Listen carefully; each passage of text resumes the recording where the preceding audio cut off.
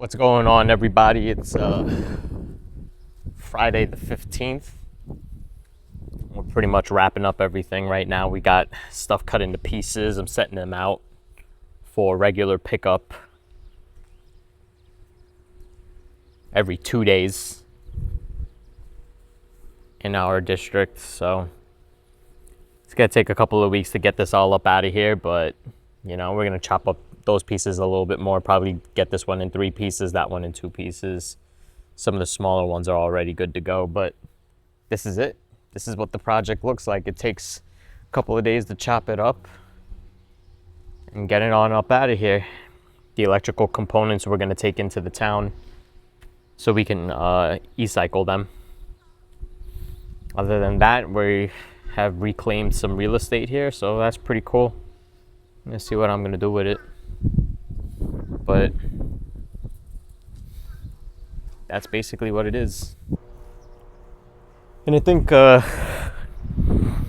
one of the biggest concerns that somebody can go into when it's home ownership or when you're purchasing something from someone else and it comes with something like that, a hot tub that does relatively work. All the jets were working. The only thing that wasn't working was the heating element, which would have required either replacement of the whole heating element or just the entire spa pack and upgrade it. But now you got this. I don't know what that was, but now you got this self-fulfilling cycle where now you're thinking about the next replacement on this product, on this hot tub. And that's never going to end. I mean, a hot tub is something that it's constantly working. Things are going to break every once in a while. And, to get yourself into a project like that, where now you're maintaining a hot tub and now you're getting chemicals to maintain the hot tub and you're emptying it every 3 months and refilling it back with water every 3 months. And now you're replacing spa packs and now you're trying to upgrade the ozone and trying to do this and do that. And then, 2 years down the line, now you want another one, a whole new spa hot tub. But I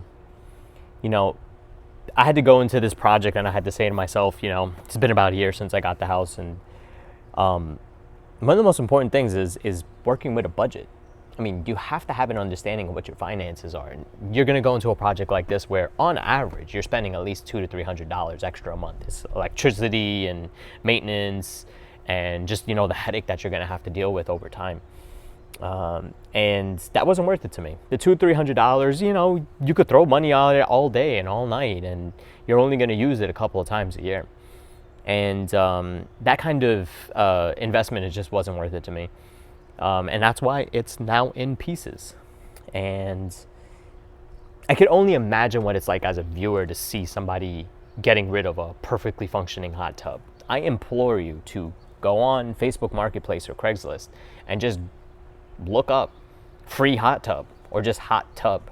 And people are giving them away for a couple $100s to free. Get it out of my house. Get it out of my backyard. Please take it. People are literally begging. At least in my area in Long Island, I have a junk removal company that I follow on Instagram. It's literally every week the guy's posting 2 or 3 hot tubs. He literally just posted, he's like, I'm king of the hot tub removal in Long Island, and his goal is to remove every hot tub in Long Island. I mean, it's a joke, but the story stands is that people are giving these things away and they're getting rid of them. And you're talking $20,000-$30,000 projects at one point in time. People probably took out a second mortgage or a HELOC and or ran up 3 different credit cards because somebody in sales at one point in time said, you need this. And people said, yeah, I do. And I'm not that kind of guy. I think this hot tub was out of the question. It just wasn't going to be used. And I didn't want to give myself that remote thinking pattern. Like, I didn't even want to give myself the opportunity to consider that I was going to use this hot tub and that it was going to be of some benefit. And I talked to my mom about this too. I said, look, oh yeah, I could use it as like a recovery device for for my health, and instead of using the heating element, I could, you know, equip it with some kind of cooling technology or keep it cool or something like that, kind of like a mini pool. And then I was like, I'm doing too much. I'm giving myself an opportunity. I'm giving myself that 1% wedge to just wedge it into the reality that this stuff just does not work for you.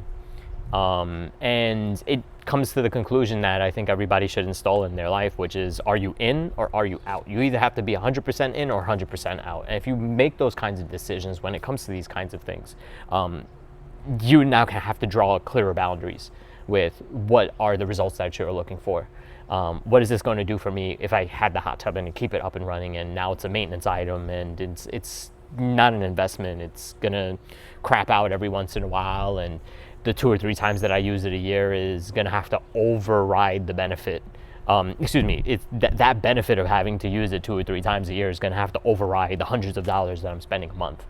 When I could just vacation somewhere for a week.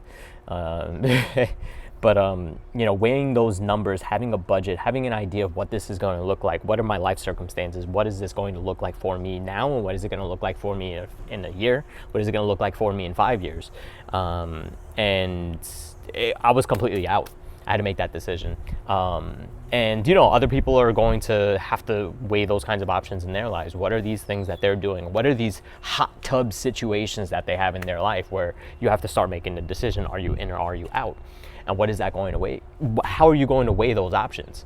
What characteristics, what values do you have to associate with either are you in or are you out? And that's my project. That's my little demo project for at least this month. Now we've got insulation that we're gonna get installed in the basement, and you know, we're gonna get working on that in the next month or two, and that's gonna be its own project. I got to clean out the basement and start cutting these to size and start getting them installed, and it's gonna be a nice project. I really do see how this is going to improve my heating costs and cooling costs specifically, which are a couple $100s a month.